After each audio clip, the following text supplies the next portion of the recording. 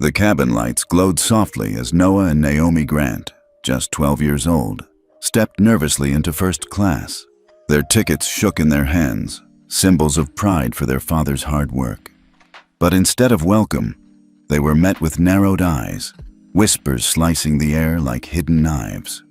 A flight attendant's smile was too sharp, her words laced with doubt. "You don't belong here." In that instant, their dream journey spiraled into a nightmare. What began as a trip to honor their brilliance would unravel into humiliation, confrontation, and a reckoning no one saw coming. The hum of the aircraft filled the air as Noah and Naomi Grant shuffled forward, their sneakers squeaking faintly on the polished jet bridge floor. Both just 12 years old, they clutched their crisp boarding passes like lifelines. Their father had told them these slips of paper were proof they had earned their place, not because of his title, but because of who they were. Bright, disciplined, prepared to present their science project at the National Fair. They had even rehearsed how to say, "Excuse me," politely, how to smile, how to blend in. They weren't prepared for what was waiting. At the entrance to first class, the air smelled faintly of champagne and leather. The carpet was thicker here, the seats wider, the atmosphere quieter. Naomi inhaled deeply, nerves tumbling in her stomach, but also a touch of pride. They looked the part, dressed neatly in navy blazers their father had insisted on. She carried their project notes in a slim folder. Noah had his tablet tucked carefully under his arm. They were ready to belong until Paige Larkin stepped into their path. Her uniform was immaculate, scarf tied with perfect symmetry, lipstick bold enough to command attention. But it wasn't the precision of her appearance that made Naomi's breath catch. It was the way Paige's eyes narrowed, scanning them like intruders rather than passengers. "Children," she said, her voice a blade wrapped in velvet. "This section is first class." Noah straightened his shoulders the way his father had taught him. He held up his ticket. "Yes, ma'am. Seats 2A and 2B.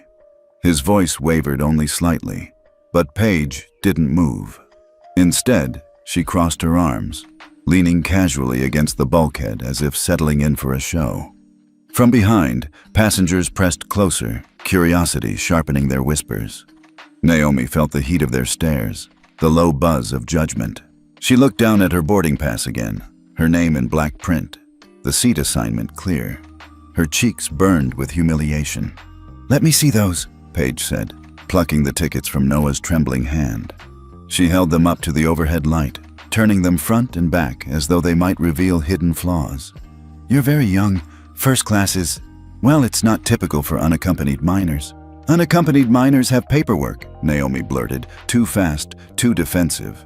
She dug into her backpack and produced the neatly folded documents, the UMNR forms, signed and stamped at the gate. Everything was in order. Paige's smile didn't falter, but her tone cooled. "We'll see about that," she waved sharply. "Tom, could you come here?" The lead flight attendant arrived with an easy swagger, his height and booming voice designed to fill a cabin. Tom Whitaker looked down at the twins with performative concern, then at Paige. "Problem? They're saying they belong in first class," Paige explained. She used the word "they're saying" instead of "they belong," and the distinction sliced Naomi deeper than she expected. Tom plucked the tickets, studying them theatrically before sighing. "Policy, Paige. You know what it says. Unaccompanied minors should be seated closer to crew. Economy is safer, less disruptive." "But our father," Noah began. "Policy," Tom repeated, louder, as if the word alone shut every door. He gestured toward the rear of the plane. "Seats have been reassigned." The whispers intensified. An older woman with silver hair leaned to her companion and muttered, "They let anyone in first class these days." A businessman 2 rows up rolled his eyes audibly. "This is going to delay departure." Every word, every sigh pressed against Naomi like invisible hands shoving her down. Naomi's chest tightened, her heart pounding so loud she feared it would drown her voice. Yet somewhere inside, a spark flickered. She slid her phone from her pocket, thumb pressing record before she even realized. The camera's tiny red dot blinked steadily as she raised it toward Tom and Paige. What are you doing? Paige snapped, voice brittle now. Recording, Naomi said, softer than she meant to, but steady. So my dad can see. For a second, Paige's mask slipped, panic flashing in her eyes before she smoothed it away. Phones should be off during boarding, she said quickly, voice regaining its clipped authority. Now please, follow us. The walk back to economy felt like exile. Each step stretched the humiliation, passengers craning their necks, whispering, judging. Naomi kept recording, her hand trembling, her voice caught between anger and fear. Noah trailed beside her, jaw clenched so tightly his teeth hurt. The economy section smelled of recycled air and cramped fabric. The seats were narrower, the air heavier, the atmosphere restless. Tom gestured to two middle seats crammed between strangers. Here, he said briskly, as though doing them a favor. But those aren't our seats, Noah protested. Policy, Tom repeated yet again, already turning away. Naomi wanted to scream. The tickets in her hand still declared 2A and 2B. The paperwork still confirmed UMNR clearance. But words like policy had stolen their place, turning proof into nothing.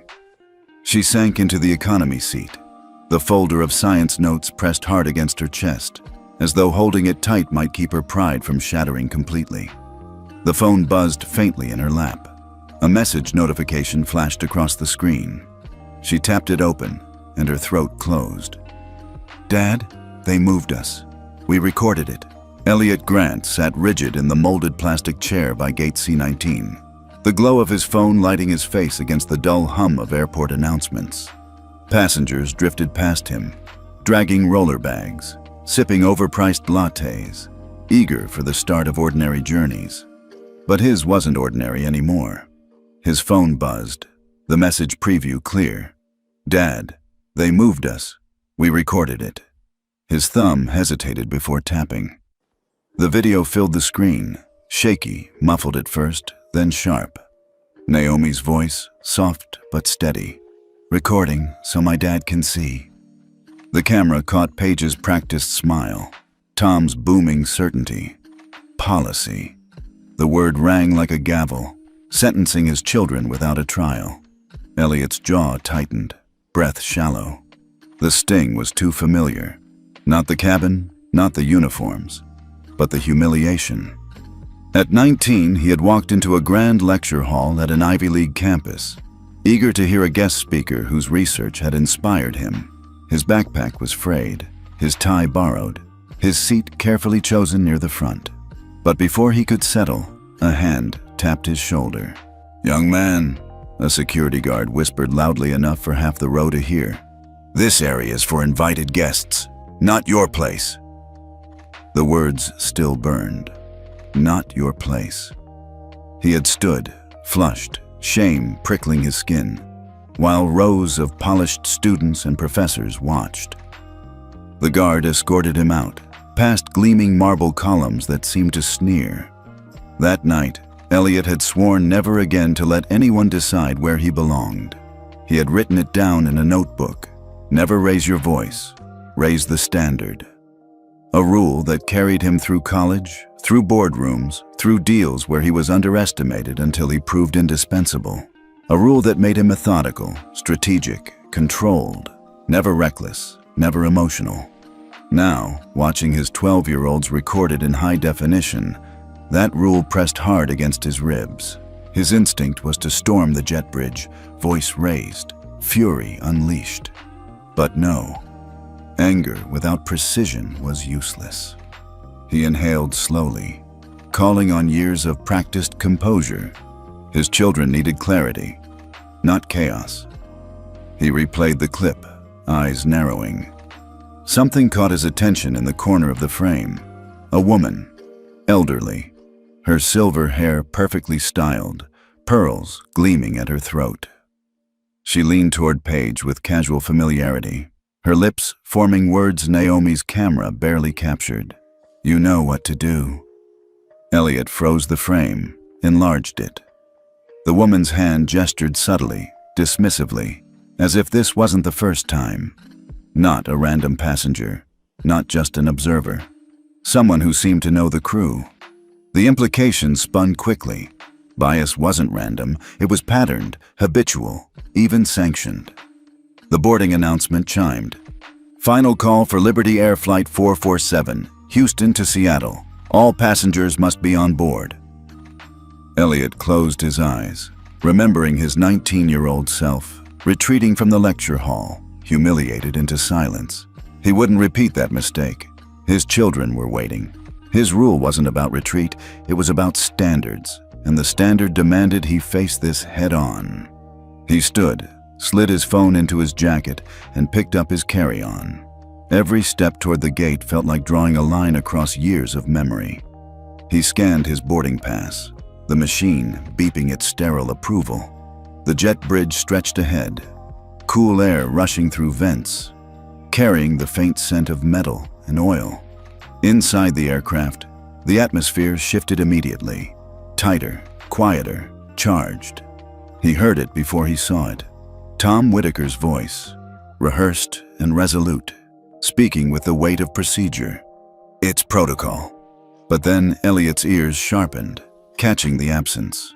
Protocol had numbers, clauses, codes etched into manuals. Tom gave none.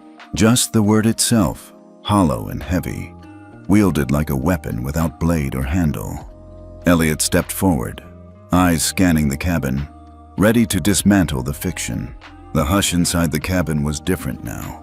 Not the normal pre-flight murmur of seatbelts snapping and overhead bins slamming, but the kind of hush that comes when strangers sense a story is unfolding, one they cannot look away from.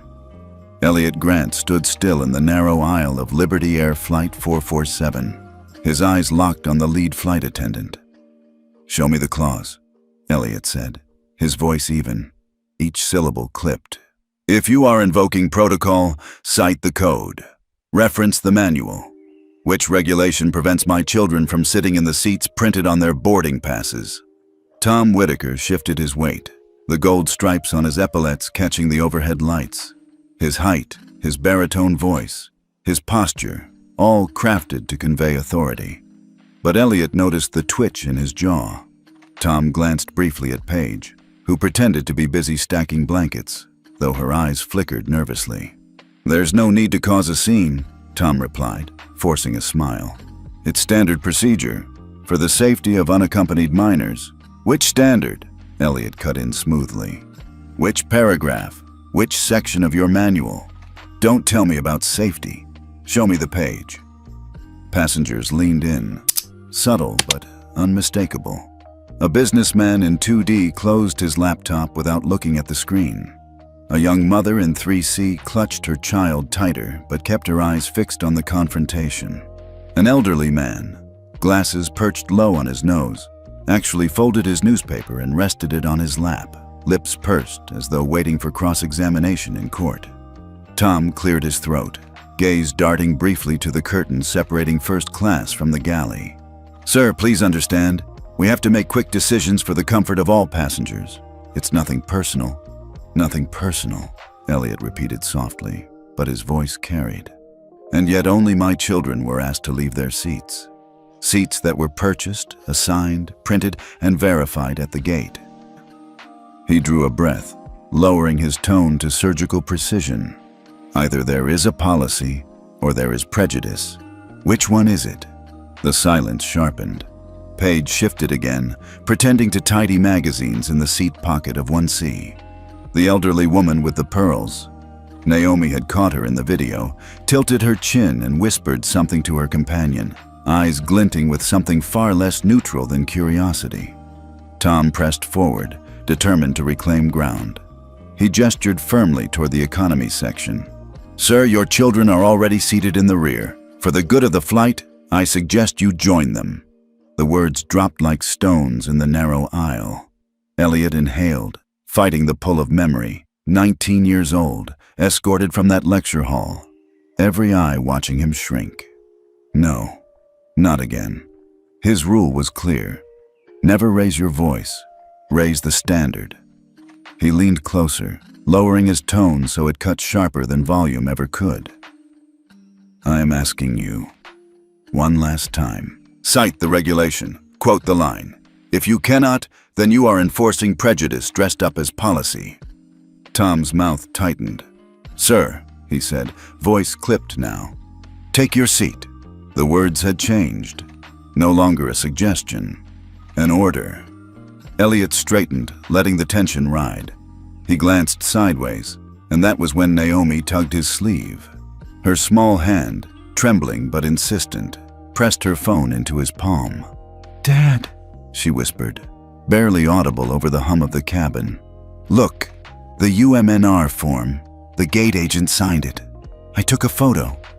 On the screen was the crisp image of a Liberty Air form, unaccompanied minor release, signature scrawled, time-stamped 15 minutes before boarding. Every box checked, every requirement met. The proof. Elliot's breath steadied, his pulse no longer racing but sharpening. His children had done what he'd taught them: document, verify, protect themselves with evidence. Naomi had been thinking ahead, even as humiliation closed in. He lifted the phone slightly, enough for Tom to glimpse the glowing screen. The older man's eyes flicked toward it, then away, as though the paper itself burned. A ripple moved through the cabin. The businessman in 2D muttered, "If they've got signed documents, what's the holdup?" Another passenger, the young mother, shook her head and whispered, "This is wrong." Support, faint but audible, began to emerge. Tom straightened, doubling down. "Forms or no forms, sir, the decision has been made for flight safety. We can discuss it after we land. Right now, you are delaying departure." Flight safety, the catch-all, the phrase that erased logic, that silenced dissent. But not Elliot. Not now. He turned, so that every passenger in the cabin could hear him without raising his voice. "My children were escorted out of the seats I paid for. Their forms are signed. Their documents are valid. Their only violation," he paused, eyes scanning the faces turned toward him, "is existing in a place some people believe they do not belong." A murmur moved like static across the rows. Paige bit her lip. Tom's fists tightened at his sides. Elliot lowered Naomi's phone, slipped it back into her hands, and faced the lead attendant fully. His expression was calm, unflinching. "Then show me the manual." Tom's jaw flexed. He didn't move. "Bring me the book," Elliot said, voice quiet but firm. "The one that holds every clause you claim to enforce. Let us all see where it says. Children with valid tickets, signed UMNR forms, and confirmed boarding passes shall be removed from first class for flight safety." The businessman coughed into his fist. The elderly man shook his head. Paige shifted again, sweat visible at her hairline. Tom's eyes narrowed, his authority tested in ways uniform and title could no longer shield. He stepped closer, lowering his voice so only Elliot in the front rows could hear. "Sir, take your seat." No number, no clause, no manual, just the command. And in the background, Naomi's phone light blinked red, still recording. The hum of the engines outside the fuselage was steady, a dull vibration beneath the carpeted floor. Inside, tension had congealed into something thick, something heavy. Elliot Grant stood in the narrow aisle, every eye on him. But his posture remained calm, unshaken. He didn't need to shout. He needed only to ask. "3 questions," Elliot said quietly, his voice cutting through the cabin like a scalpel rather than a hammer. His hand rested lightly on the seat back in front of him, his gaze steady on Tom Whitaker. "3 questions, and then I'll take my seat." Tom raised his chin, defensive but wary. "Sir." Elliot's first question slid out with surgical precision. "Has this so-called policy ever been applied to any other unaccompanied minor flying in first class?" The silence that followed was not emptiness. It was pressure. Passengers shifted, glances ricocheted, the unspoken weight of the question hanging in the recycled air. Paige Larkin bit her lip, her eyes darting to Tom for direction. Tom's jaw flexed, but no answer came. Elliot let the pause hang. long enough for the audience. Because that's what the cabin had become, an unwilling audience, to feel the hollowness of the silence. Then he asked his second question. Did you verify the identification of every other young passenger in this cabin? This time, murmurs broke out. A man in 3D muttered, "My kid's in 4C, nobody checked him." The young mother holding her toddler shook her head. "They didn't ask me for anything." Tom's face darkened, the carefully rehearsed authority beginning to slip. Still, he said nothing. Elliot's third question came softer, but sharper. "Then tell me, why only my children?" The words landed like a gavel. No theatrics, no volume, just clarity. Even the elderly woman with the pearls stiffened in her seat, her expression hardening into stone. Paige shifted uncomfortably, fiddling with the in-flight magazine. One of the younger flight attendants, standing just behind Tom, faltered. His face, pale beneath the cabin lights, betrayed something the uniform could not hide. Doubt. His lips parted slightly, as if he wanted to speak, then snapped shut. His eyes flicked downward, betraying cracks in the wall of silence. Tom sensed it too. He pivoted quickly, reasserting dominance, his voice booming louder than before. "That's enough, sir. You're disturbing the cabin. If you do not comply, I'll have to call security." The threat rattled through the air like turbulence. Several passengers gasped. A few muttered protests. Elliot didn't flinch. His composure remained unbroken, though Naomi felt the tremor in her chest at the word security. She remembered her father's lessons. Never meet power with panic. Meet it with proof. Elliot exhaled slowly, then leaned back slightly, as though retreating. But even as he did, movement caught his eye. The younger attendant, the one whose expression had cracked, shifted closer. He glanced around, making sure Tom's eyes were elsewhere. Then, in one quick, furtive motion, he slipped a folded piece of paper into Elliot's hand. Elliot's brows twitched in surprise. He palmed the note, opening it carefully under the cover of his sleeve. The paper was thin, the ink scrawled hastily. Irregularity, PNR flagged. Data mismatch gate versus cabin system. Elliot's pulse quickened. The system itself had flagged his children's booking? A glitch, a mismatch. Something that turned valid paperwork into an anomaly, one the crew exploited as policy. Not bias written in black and white, but bias hiding in code, in errors nobody challenged. The young attendant's eyes met his briefly, pleading but resolute. He knew this wasn't right. Elliot tucked the note into his pocket, heart hammering, but his face remained calm, expressionless. He raised his head again, staring at Tom. "So that's your position? That you'll call security on a father asking 3 questions?" Tom squared his shoulders. "Yes, sir. For the safety of this flight, you are required to comply." "Safety," Elliot echoed softly. He let the word hang, tasting its hollowness. Behind him, a businessman shook his head in disbelief. A young woman muttered, "This is absurd." Support was building, quiet but undeniable. Tom, sensing the cabin shifting, barked louder.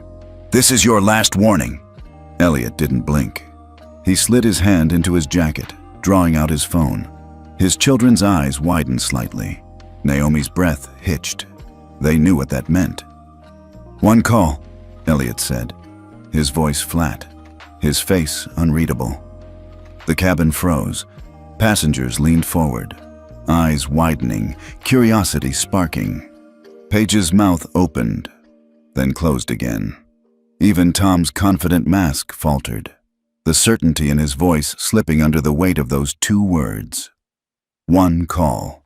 Elliot held the phone loosely at his side, but the meaning was clear. He didn't need to shout. He didn't need to threaten. He only needed the quiet weight of that promise. One call, and the balance of power would tilt. Elliot didn't raise his phone high like a weapon. He simply lifted it to chest level, thumb sliding across the glass as though he'd done this 1,000 times. He wasn't bluffing. "Dad?" Naomi whispered, her voice barely audible. She clutched her small carry-on, eyes fixed on him. "Naomi," Elliot said without looking at her, his tone calm as still water. Upload the video. Full resolution. Cloud folder labeled Flight 447.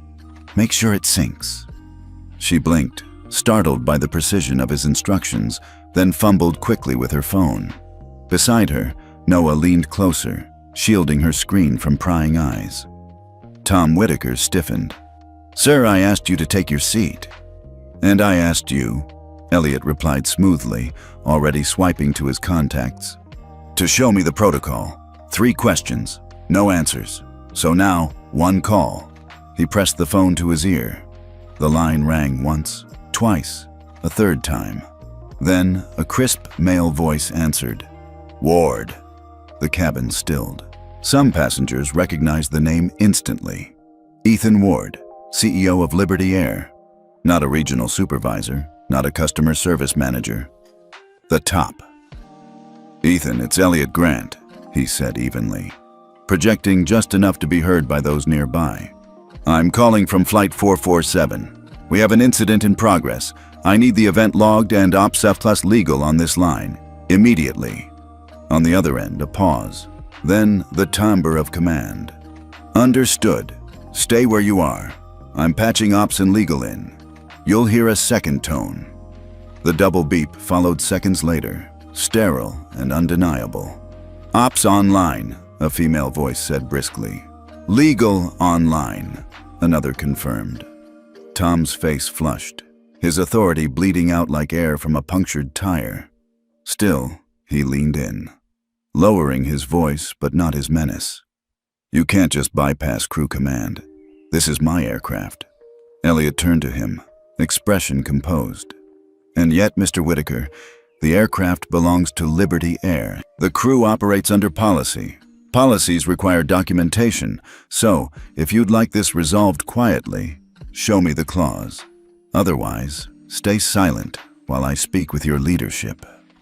Passengers shifted in their seats, their sympathy tilting like a tide. The businessmen in 3D muttered, "Good for him." Even the pearl-clad woman, who earlier had glared at Naomi and Noah, now kept her eyes down, suddenly less certain. Naomi whispered, "Upload complete." Elliot gave a small nod without turning. On the line, Ops asked, "Mr. Grant, can you state the issue as you perceive it?" "2 minors, ticketed 1st class, removed without cause," Elliot replied with clinical brevity. "Boarding passes validated, UMNR documentation signed and photographed at the gate. Cabin crew citing unspecified policy with no reference number. I'm requesting the incident logged in real time. Passenger cell evidence already cloud-backed. Ops, do you copy?" "We copy. Incident logged. Reviewing manifest and crew actions now." A murmur rippled through the cabin. Tom swallowed hard, sweat forming at his temple. Paige hovered near him, eyes darting nervously. And then, the twist. The pearl-clad woman who had sat watching everything, the same one who whispered disdain earlier, now pulled out her phone. Fingers tapped furiously, her face a mask of urgency. For a moment, Elliot thought she was live tweeting. But then he caught a glimpse, her screen lit with a contact photo. A man in a boardroom, silver-haired, expensive suit. Her husband. The initials on the screen read, CFO, Liberty. So that was it. She wasn't just an entitled traveler. She was married to Liberty's chief financial officer, and her texts weren't idle gossip. They were attempts to shield her family's image from what was unfolding in plain view. Elliot's mind raced. That explained Tom's earlier boldness, the invisible weight behind his stubbornness. He wasn't only enforcing prejudice or protocol, he was trying to appease someone who held influence over his paycheck. Ops's voice broke through his thoughts. Mr. Grant, cross-checking logs. Confirmed. Gate signed UMNR forms, PNR clear, no anomalies except a flag raised in cabin system. That flag appears to be non-standard, likely manual override. Manual, Elliot repeated softly, his eyes cutting back to Tom. The crew chief's face drained of color. Then Legal's voice entered, measured, precise. Mr. Grant, Your children were entitled to their seats. Forcible relocation without documented cause constitutes breach of contract and possible discrimination under federal statute. Ops, corrective action. A pause. Then, steady as thunder. Restore the minors to their assigned first-class seats immediately. This is a direct order. Every head in the cabin turned. Tom stood frozen, lips parted, the entire authority of his uniform unraveling. Paige's hand fluttered at her side, uncertain. Elliot waited, silent, patient. Ops repeated, firmer this time. Flight 447, restore the miners to first class. Do you copy? The intercom crackled faintly, but Tom didn't move. His eyes darted once, to Paige. The radio on Tom Whitaker's belt crackled, its metallic chirp slicing through the hush of the cabin. He snatched it quickly, angling his body as though to shield the conversation from passengers. But everyone felt the shift. Authority was no longer absolute. It was being monitored, logged, pressed from above. And then, from halfway down the aisle, a voice rose with calm clarity. This looks like profiling. It wasn't Elliot who had spoken. It was a man in row 6A, standing with the measured confidence of someone used to weighing words. He adjusted his tie, revealed a leather briefcase at his side, and continued. I'm a civil rights attorney. If what I've witnessed so far isn't profiling, I'd like to hear the alternate explanation. Gasps fluttered through the rows. Paige's head snapped up, panic flickering across her face. Tom froze, clutching his radio but saying nothing. For Naomi, the moment was oxygen. She clutched her phone tighter, breath racing, then whispered to Noah, "It's time." With a few taps, the video she had recorded, the shaky but undeniable evidence, was trimmed to a clean 45 seconds. It showed Paige intercepting them, Tom repeating policy without details, and the first murmurs of passengers reacting. Carefully, she blurred the crew's faces with the built-in tool her father had taught her months ago, in case they ever needed to protect themselves. With one final breath, Naomi pressed post. "Dad," she whispered, leaning into Elliot's side. "It's uploading." Paige, catching the movement, hissed sharply. "Cell phones should be in airplane mode." "They will be," Elliot replied without looking at her. "After the truth is airborne." The moment hung suspended in the recycled cabin air. Then Naomi's phone buzzed again. First one notification, then another, then a flood. Views climbed rapidly, hundreds, then thousands. Hashtags spun out like wildfire. By the time Ops radioed back into Tom's earpiece, the clip had passed 20,000 plays, and the plane hadn't even pushed back from the gate. Passengers whispered in waves, checking their own devices, screenshots flashing in the dim light. The businessman in 3D leaned back with a low whistle. "It's already viral." Paige's voice pitched upward in desperation. "For the safety and comfort of all passengers." The attorney in 6A cut her off sharply. "Comfort for whom? Because so far, the only passengers made uncomfortable are those children." Applause broke out, small at first, from row 5, then row 7, then echoing throughout the cabin like ripples in water. Naomi's cheeks flushed, not with shame, but with a dizzying mix of relief and disbelief. For the first time since stepping onto the jet bridge, she felt the weight lifting. Tom's face hardened. He barked at Paige, "Galley now!" But before she could move, another voice cut in. It was the businessman in 3D, the one who had been silent until now, eyes sharp, laptop closed. He lifted his phone casually, but his tone carried authority of a different kind. "You may want to tread carefully. I'm an investigative journalist, been recording since boarding. Wide angles, cabin shots, the whole sequence." Every head turned toward him. "Let me be clear," the journalist continued. "I have footage confirming everything those kids said. And if Ops or legal need corroboration, they'll have it before this aircraft even taxis." Tom's knuckles whitened on the radio. Paige swayed slightly, her confidence crumbling. Ops's voice broke in again, clear and firm over the channel. "Flight 447, restore the miners to their original seats immediately. Compliance required. Confirm." Tom's lips parted. He glanced at Paige, then at the CFO's wife across the aisle, whose phone still buzzed furiously with unanswered texts. His jaw clenched, defiance warring with the collapsing facade of authority. Passengers were watching, phones recording, eyes burning holes into his uniform. Finally, with the stiff reluctance of a man forced into checkmate, Tom gestured toward the front. "Fine, seats 2A and 2B. His tone was clipped, venom laced through each word. Naomi and Noah exhaled together, the weight of humiliation easing as they rose. Elliot kept his eyes fixed on Tom, unblinking, as the twins shuffled forward.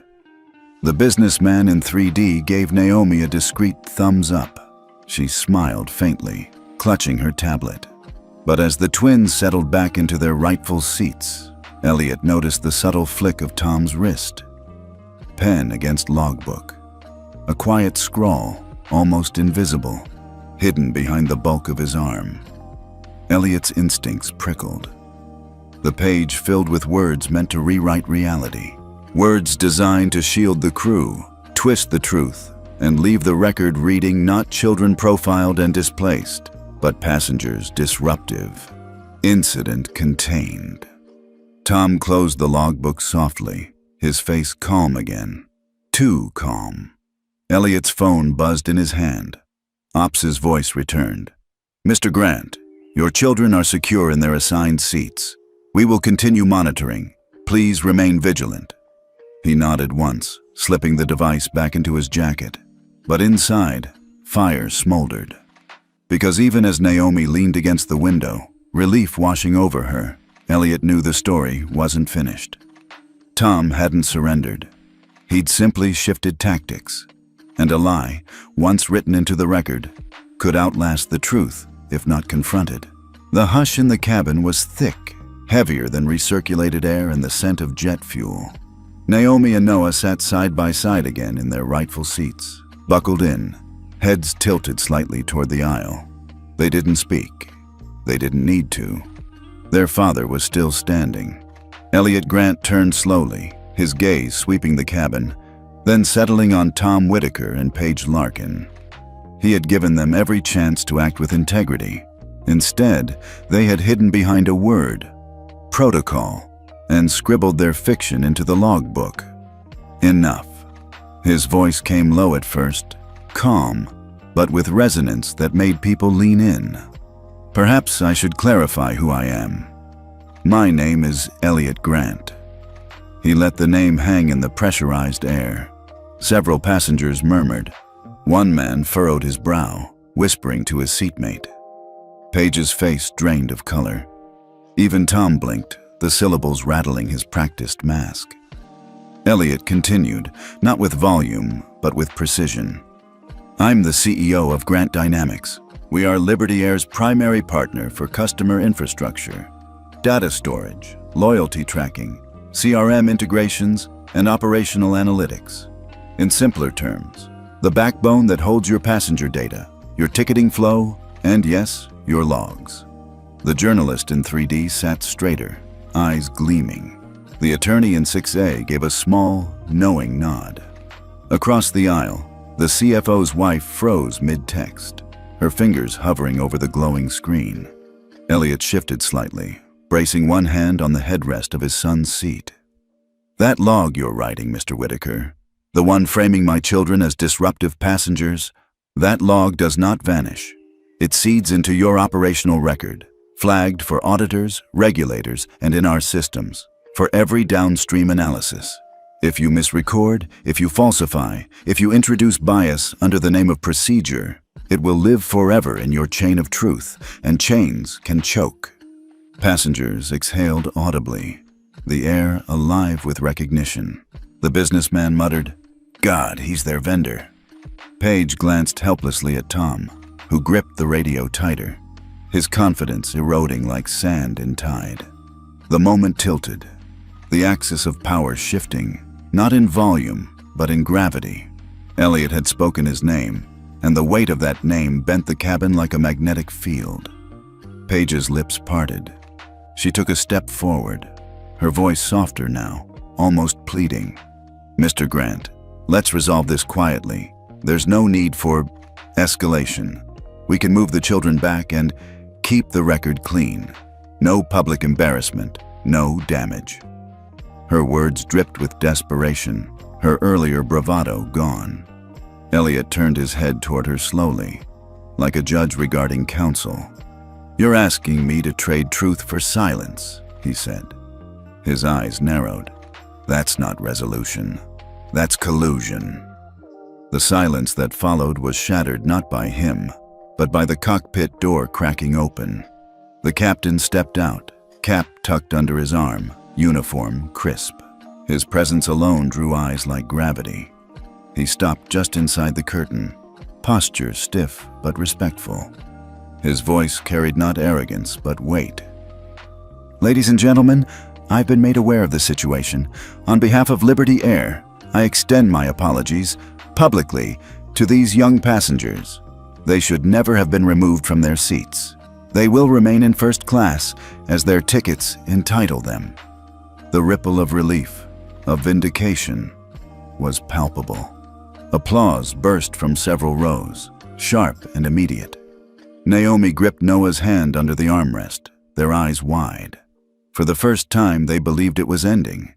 But Elliot didn't clap. He didn't smile. His instincts told him something deeper was festering. He turned slightly, scanning Naomi's phone as she refreshed her cloud folder. Notifications still poured in. Then, quietly, his own device buzzed. A message from Ops. He opened it, brows tightening. "Preliminary trace. Flag originated from upgrade scoring module. Source, postcode linked heuristic. Potential bias vector. Investigating." Elliot's heart slowed, heavy. He read the words twice, 3 times. The irregularity that had stripped his children from their seats wasn't random. It wasn't just human prejudice cloaked as policy. It was algorithmic. A system designed to evaluate upgrades and seating priorities, drawing conclusions not from passengers themselves, but from their addresses, postcodes, proxies, bias baked into lines of code. The journalist in 3D noticed Elliot's face tighten. "What is it?" he asked quietly, though others heard. Elliot looked at Tom and Paige, then back to his phone. His chest ached with irony, with fury that cut sharper than insult. Because the line from Ops carried one last confirmation. Module name, Upgrade Score V4. Integration, Grant Dynamics. Naomi tugged his sleeve. "Dad?" Elliot stared at her, then Noah, then back at the device in his hand. His company had built the pipes, the connectors, the interfaces. His company had delivered the infrastructure Liberty Air used to plug in third-party modules. His company hadn't written the scoring algorithm, but his company had made it possible. The realization pressed down like cabin pressure at 30,000 feet. He swallowed once, then twice, forcing the words out. "That module," he whispered, not to Tom or Paige, not even to Ops, but to the cabin itself.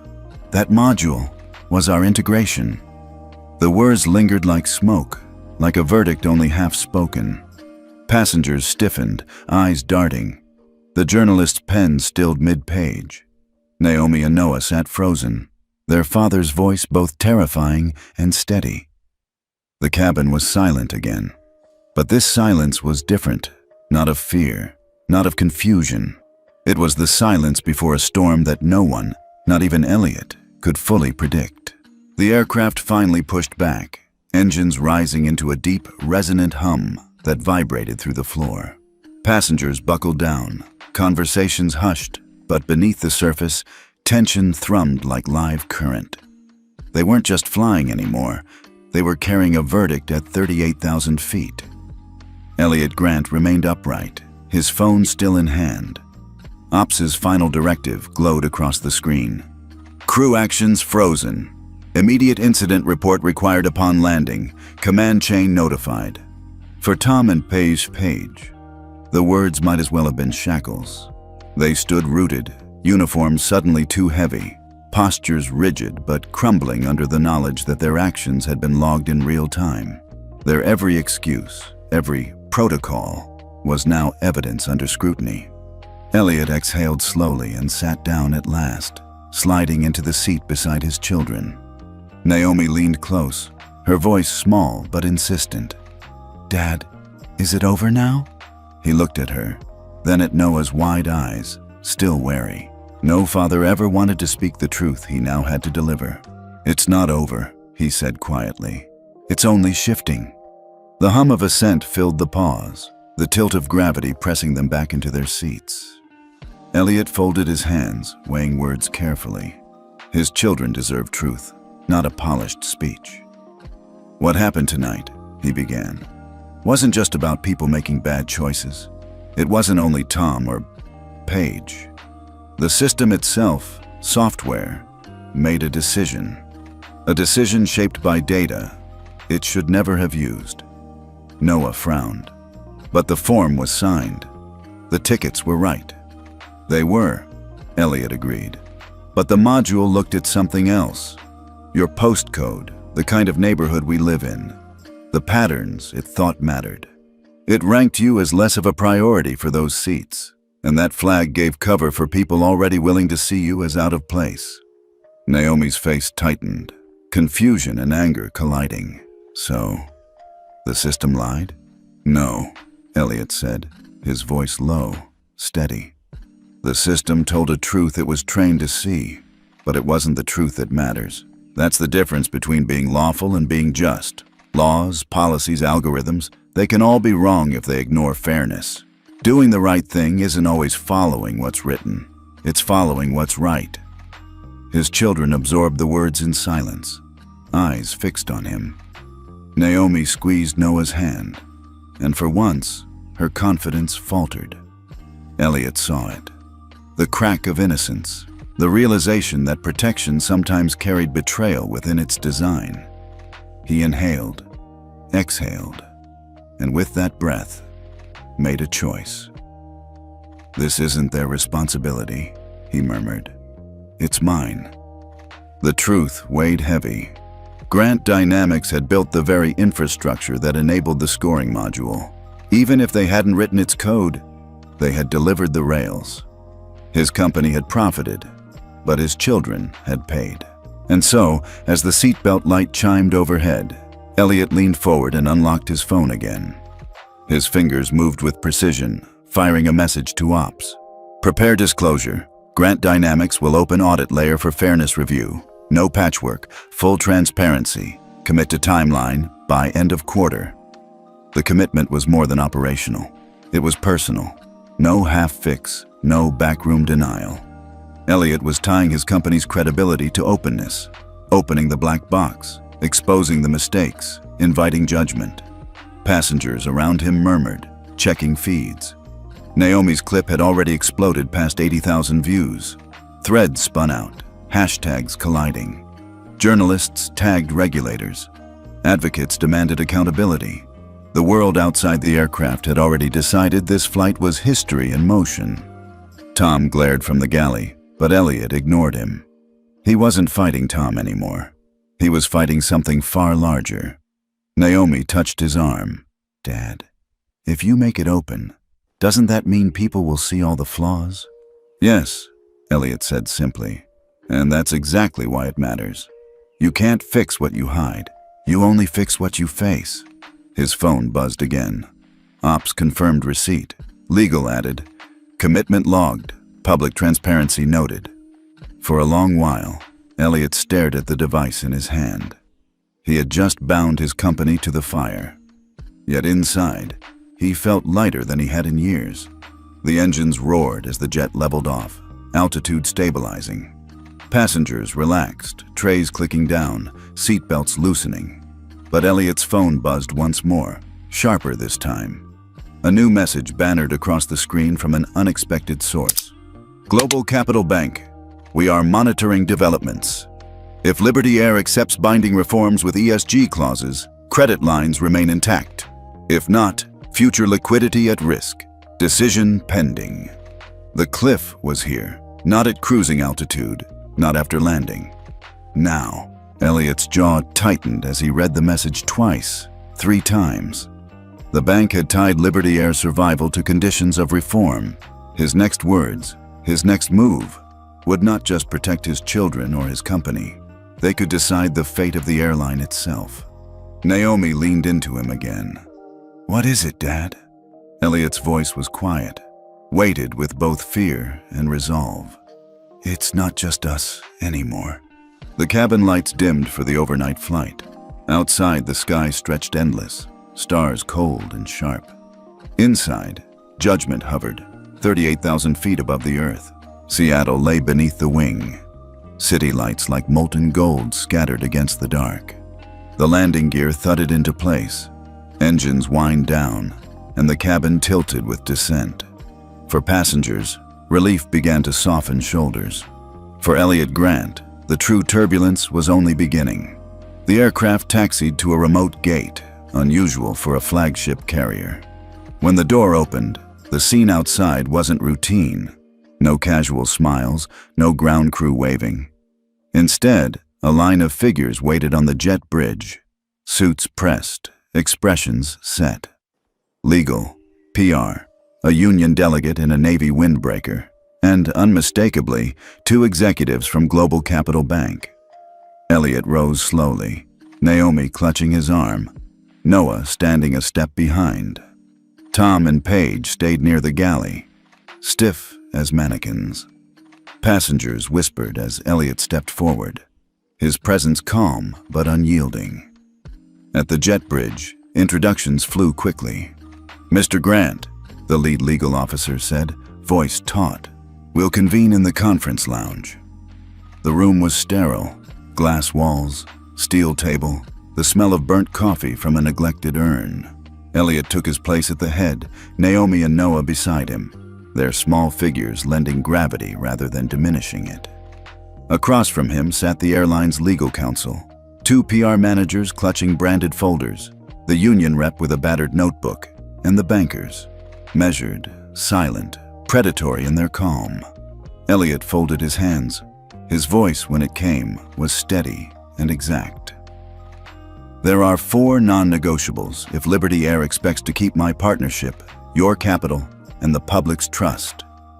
Every pen poised, every gaze locked. 1. Mandatory anti-bias training for all frontline staff. Not a box tick, not an online quiz. Real instruction, audited annually. The legal officer nodded faintly, scribbling. 2. Anytime crew cites policy, they must reference the exact code and clause. No more vague shields. Passengers deserve clarity. The PR managers shifted uncomfortably, one whispering to the other. 3. Creation of an independent oversight board. External voices, not just corporate insiders. Full transparency in reporting discrimination complaints. The banker finally spoke, his tone crisp. "Such a measure aligns with ESG compliance. Acceptable." 4, Elliot said, leaning forward, his eyes on Naomi and Noah before rising to the executives. "A scholarship fund. STEM education for underrepresented youth. Call it restitution, call it investment. I don't care. But it must exist." The union delegate tapped his pen. "Funding aside, how do you propose we make this real at ground level?" Elliot met his gaze. "By listening to the people who work the aisles. You know the pinch points better than any VP. That's why I expect the union to co-design the procedures. Training, enforcement, workflow. Done with you, not to you." The delegate's lips twitched. Approval, rare, but clear. But before momentum could build, one of the PR managers leaned forward. Her smile was polished, her voice syrup. "Mr. Grant, perhaps we could craft a public statement that acknowledges the experience without admitting liability. A message of empathy without the risk of legal fallout." The word slid across the table like oil, non-apology. Naomi's face twisted, disbelief raw on her 12-year-old features. Elliot didn't raise his voice. He didn't need to. "My children were humiliated, displaced, and profiled in front of an entire cabin. If you attempt a hollow statement, the footage already circulating will make you a global case study in cowardice. This isn't about legal risk. This is about moral risk. The bankers exchanged glances. One murmured, "He's right. Half measures won't stabilize your credit." The PR manager's smile cracked. Before anyone could reply, the door to the lounge opened. The youngest face in the room appeared. The intern from the flight. The one who had slipped Elliot the irregularity note. His uniform was wrinkled, his hands trembling slightly, but his voice was steady. "I have something you need to see." He placed a slim folder on the table. Inside, screenshots, shift rosters, internal dashboards. His finger tapped the top page. Cabin staff KPIs. Case handling. It's a metric, unofficial but real. Crews are rewarded for documenting incidents. And when quotas get tight, it's easiest to single out someone less likely to fight back. Kids, minorities, the quiet. It's not written anywhere official, but it's tracked. I couldn't stay silent. The table fell silent. Elliot's jaw tightened, not in surprise, but in confirmation of what he had already suspected. Naomi's hand gripped his, her eyes wide. The union rep slapped his notebook shut. "There it is," he growled. "The rot we've been warning about." The bankers leaned back, their expressions shifting from detached to calculating. One scribbled a note, "Systemic liability." Elliot let the silence stretch, then spoke with the weight of finality. "You asked for resolution? It starts here. 2 names must be suspended, effective immediately. Paige Larkin, Tom Whitaker." Gasps cracked the room. Paige's eyes darted to Tom, whose jaw slackened in fury. "You can't—" But before he could finish, the legal officer raised a hand. "Agreed. Temporary suspension pending review." The air shifted. Authority re-anchored. For the first time since the cabin door had opened in Seattle, Elliot saw something new in his children's eyes. Not fear, not exhaustion, but the first flicker of justice. By dawn, the story had left the walls of the airport and spilled into the bloodstream of the internet. The hashtag #HadTwoSeatsJustice trended across platforms, screenshots of Naomi's 45-second clip spreading like wildfire. The investigative journalist from 3D published a composite cut, 3 vantage points stitched seamlessly, the shaky footage from Naomi, his own steady wide shots, and a passenger's discreet phone angle from row 5. The truth was undeniable. On morning broadcasts, anchors replayed the moment Paige intercepted the children. Commentators dissected Tom's vague invocation of policy. And above the noise, Elliot's quiet words, "3 questions, then tell me why only my children," echoed again and again. The cabin had become a courtroom, and the public had issued its verdict. Elliot watched it unfold from his office window. The Seattle skyline washed in pale light. Naomi and Noah sat curled on the sofa behind him, earbuds in, watching their clip climb into 6 figures of views. He didn't tell them to turn it off. They had lived it. They had earned the right to see the world bear witness. But public fire came with cost. By noon, Liberty Air's stock began to tremble.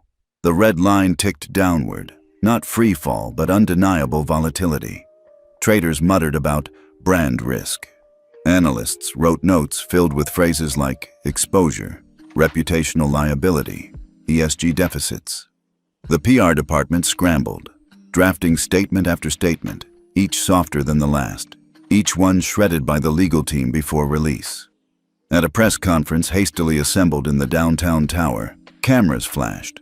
A reporter asked Elliot directly, "Mr. Grant, are you seeking damages on behalf of your children?" He shook his head. His voice was measured, unwavering. "No financial settlement can buy back dignity. My family will not accept compensation. The only settlement worth taking is structural, binding legal commitments, transparent reforms, accountability that lives longer than the news cycle."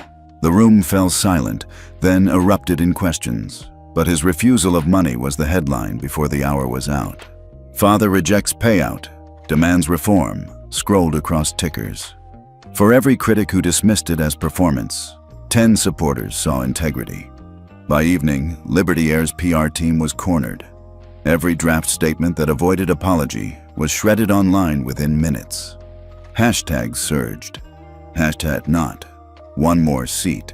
#fair skies. #2 seats justice. Regulators in Washington requested briefings. Civil rights groups organized petitions. And then, a new letter dropped into the public square like a hammer.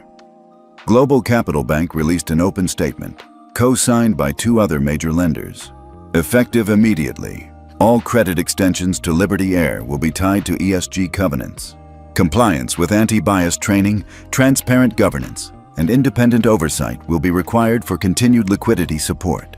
The bankers had spoken, not as partners, not as silent financiers, but as enforcers of reform. The financial oxygen of the airline now carried conditions of justice. The stock trembled again, but this time, it steadied. Investors read between the lines. If the lenders demanded reform, reform would happen. And if reform happened, credibility could recover. In his office, Elliott absorbed the ripple. He did not smile. He knew this wasn't victory. It was leverage. Leverage only mattered if used wisely. That evening, another twist cut through the noise.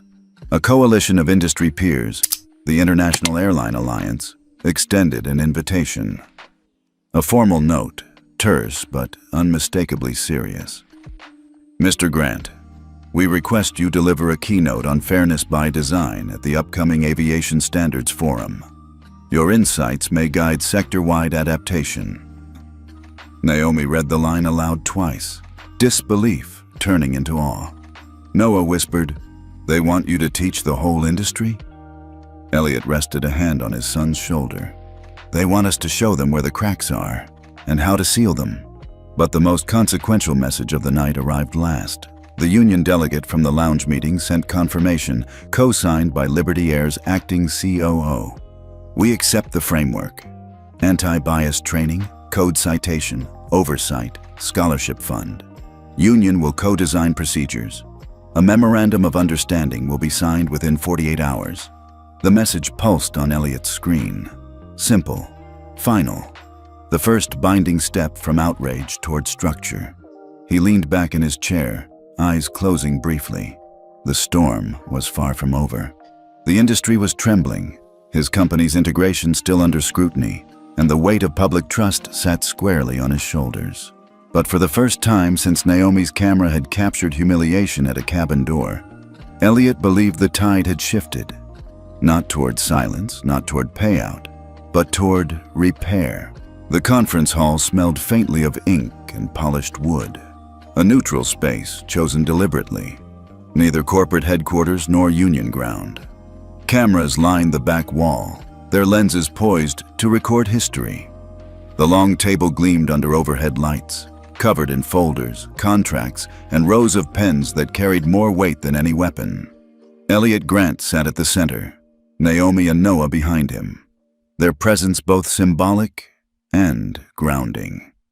Around him gathered the stakeholders, Liberty Air's interim COO, the general counsel, the union delegate, 2 ESG auditors from Global Capital Bank, and an observer from the federal regulator.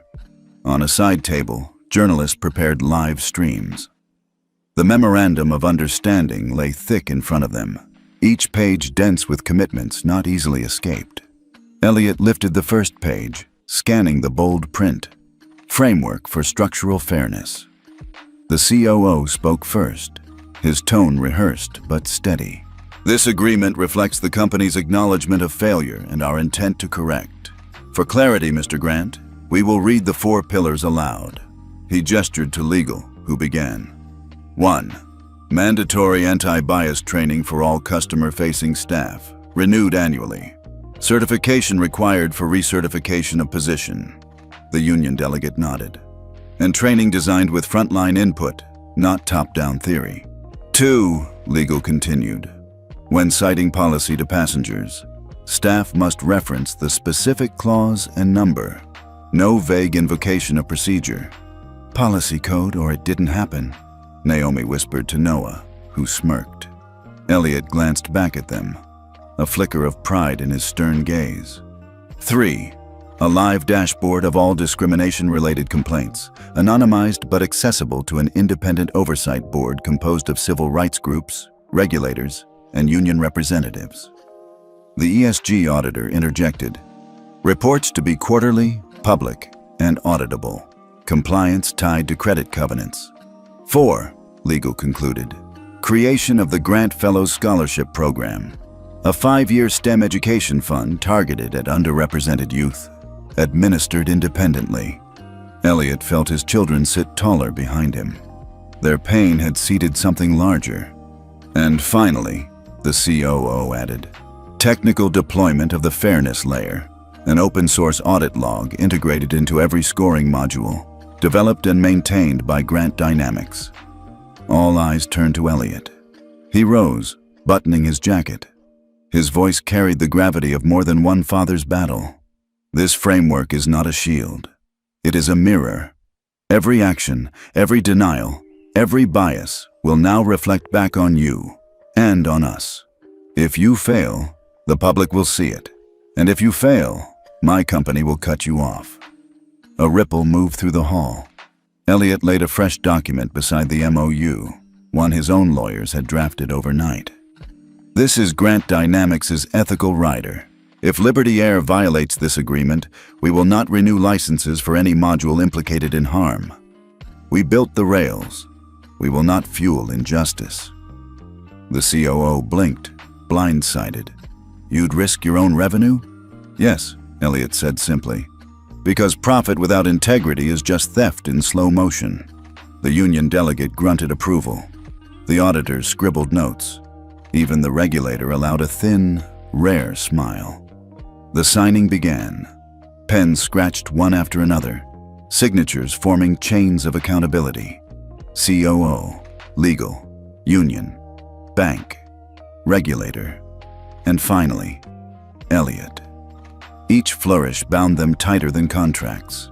They bound themselves to the gaze of the public, the weight of the children in the room, the permanence of digital archives. When the last signature dried, a hush fell. No applause, no celebration. Instead, a silence of gravity, a recognition that the work had only begun. Because almost immediately, the questions followed. How will compliance be monitored? What about turnover, retraining costs? Will the dashboard expose the company to lawsuits? Who pays for the scholarship long term? The COO shifted under the pressure, but Elliot steadied the room.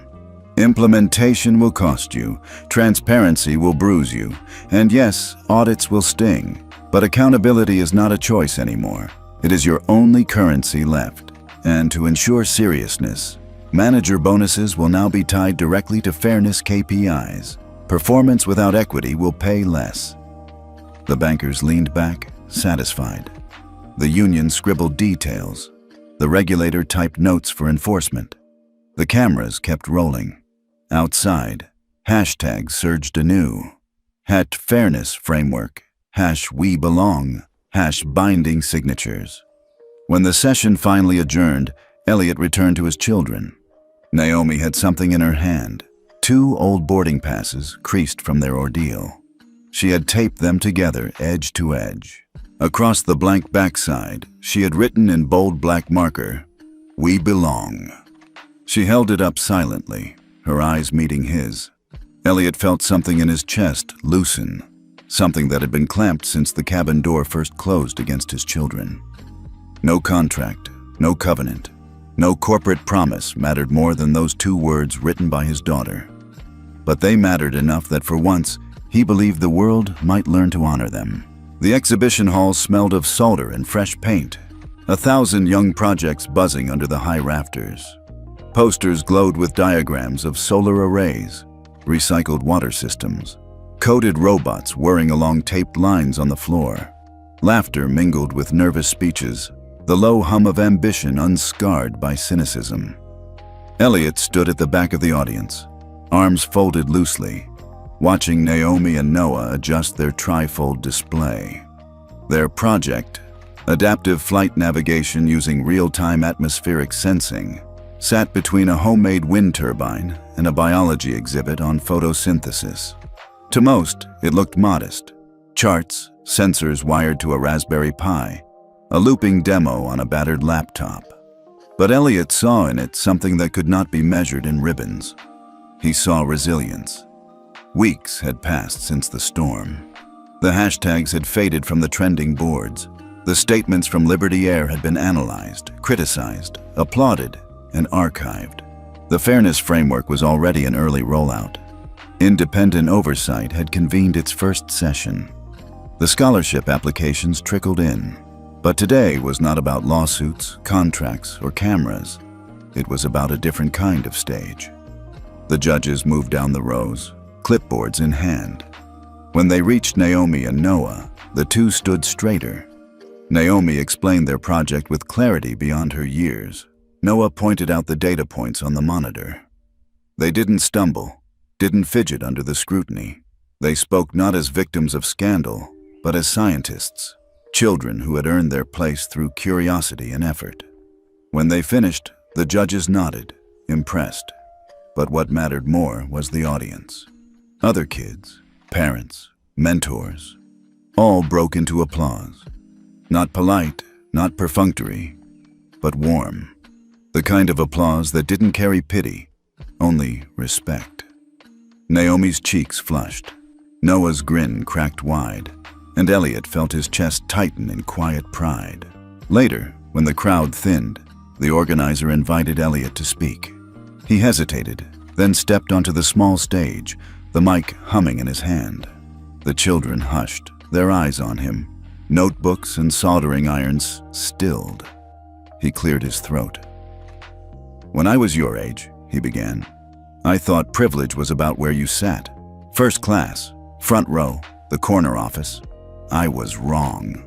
He paused, letting the words settle. Naomi and Noah stood at the front, listening with an intensity that pierced him. "Privilege," Elliot continued, "isn't the seat you sit in.